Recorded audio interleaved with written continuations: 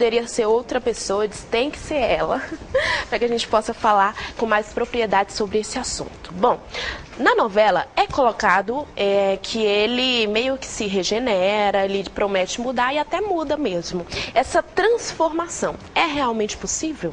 É possível, sim. Eu quero até dizer que é muito feliz a retomada desse tema, porque no Brasil nós temos uma cultura da violência. Essa cultura da violência, ela é generalizada. Começa por quando as famílias batem nos filhos.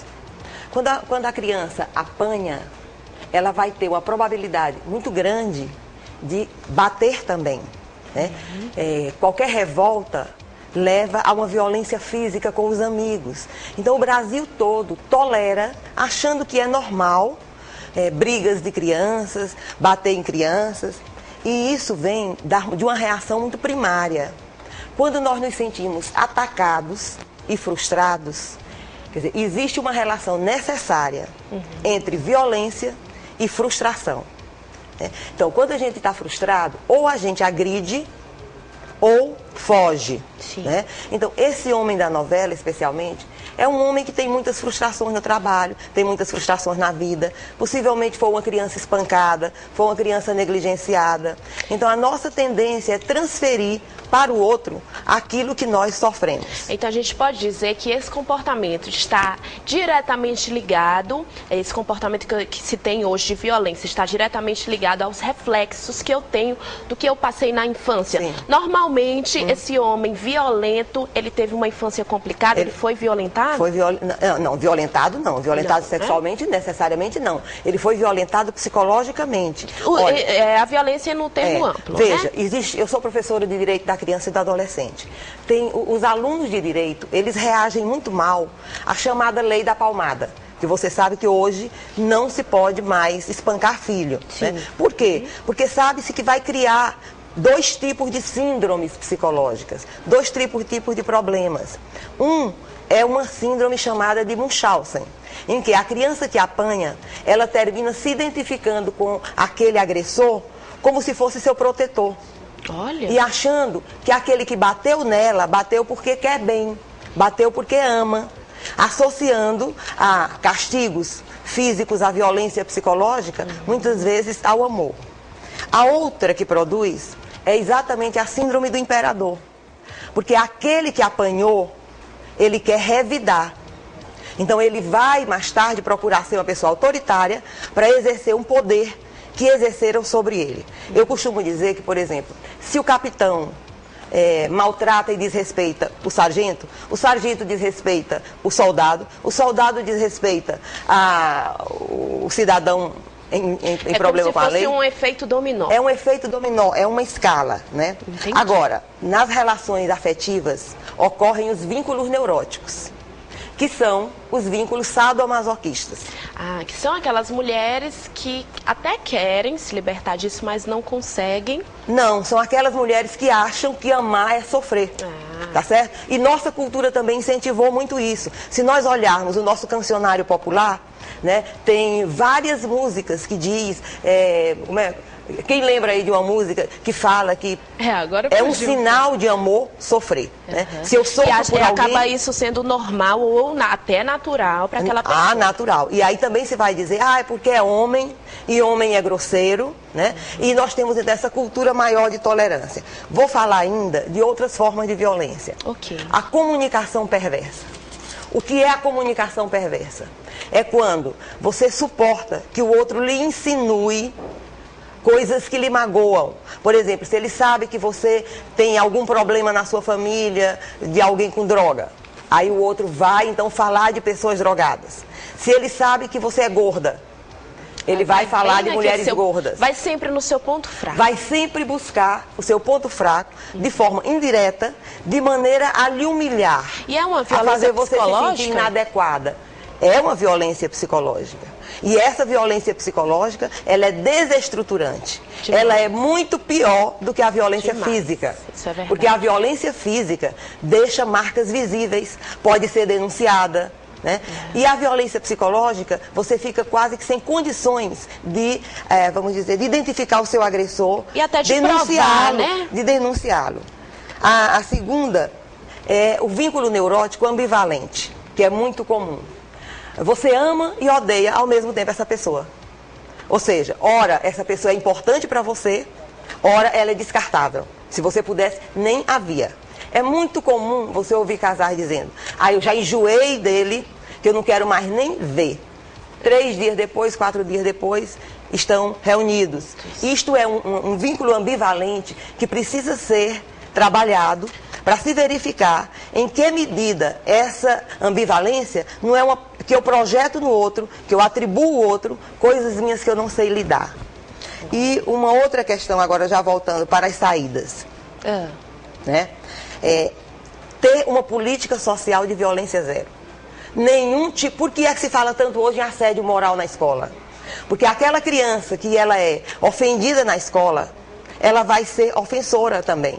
Né? Ou ela vai ser uma pessoa completamente desarticulada emocionalmente. Sim. Não vai acreditar em ninguém, não vai confiar em ninguém. Né? Então, em todos os pontos da nossa vida, começando na casa, famílias violentas, não é normal o pai gritar com a mãe, nem a mãe gritar com o pai, não tolerar a criança quebrar brinquedo, jogar brinquedo em colega, não tolerar a agressão física entre irmãos, não tolerar nem a agressão física, nem verbal na escola, porque preparar essa criança e esse adolescente para a relação de amor adulta é fundamental. Doutora, eu tenho uma pergunta quanto a essa recuperação da relação. Existem casais que apostam, sim, mulheres que acreditam nessa recuperação. Sim. A partir do momento que se decide, vamos continuar juntos, sim, vai haver uma mudança. Essa mudança tem que partir dos dois, porque a partir do momento que existe essa agressão, acaba refletindo também, eu acredito, no casal, os dois, né, a relação homem e mulher. E aí, depois, tem que ter um acompanhamento ou um tratamento que vá ajudar o casal, não pensando somente no agressor, mas em quem é agredido? Não, é claro que é importante. Olha, eu acredito na recuperação. Eu acho que análise, tratamento psicológico, tratamento psiquiátrico, porque também aí já pode entrar num problema psiquiátrico que pode ser uma falta de controle dos impulsos. Tem pessoas que querem se controlar e não conseguem. Seja para comida, seja para agressão, seja para bebida. Um controle do impulso vai precisar de um psiquiatra, sim, com a cooperação da psicóloga ou do psicanalista. E os dois estão doentes. Porque um adoece o outro e os dois precisam de tratamento. Agora, que tipo de tratamento? Terapia individual?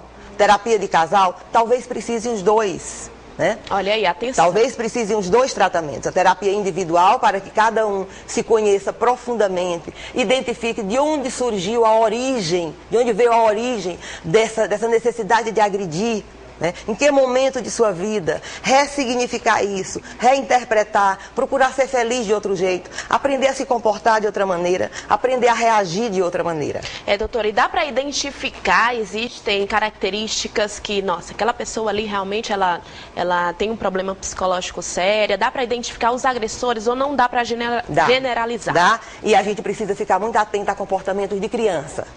Aquela criança que a gente chama que tem TDAH, irrequieta, não para. Olha, nossa cultura acha muito normal a criança ser excessivamente inquieta, não se concentrar e agredir o outro com qualquer coisa, jogar o que tem fora. Então já é o adolescente. Quando o adolescente vai para uma festa, que a primeira contrariedade, a primeira dose de bebida aumenta a sua agressividade, fica querendo bater no outro, né? Fica querendo ter uma direção violenta. Toda atitude de violência, ela é uma atitude costumeira. Ninguém nunca faz uma atitude de violência uma única vez. Agora, vamos ver quantas vezes essa pessoa repete. Certo? Se seu namorado, você está falando com ele no telefone, porque você diz uma coisa que ele não gostou, ele bate o telefone. Quem bate o telefone está batendo na sua cara. Tá certo? Olha aí. Está cortando a sua possibilidade de diálogo. Não está lhe respeitando. Certo? Então vamos ficar atentos a esses pequenos gestos de violência. Puxar no seu braço, apertar seu braço, lhe dar um empurrão, tá? Puxar seu cabelo, mesmo fingindo que é uma carícia sexual. Né? Nas relações sexuais, aquele que gosta de relações sadomasoquistas é um agressor em potencial. aquelas pessoas que não falam, não dizem o que sentem, mas que quebram objetos. Né? Que dizem muitos palavrões, porque o palavrão é um sinal de agressividade verbal, que para passar a agressividade física custa pouco. Ok, muito bom. Era por isso que eu queria tanto a presença da psicanalista Maria do Carmo Bedá, ela que essa conversa era para a gente ter tido antes, e aí ela se esforçou para vir ao programa, estava passando, né, por um contratempo na família, e eu quero agradecer muito a presença dela, e aqui fica um alerta para finalizar.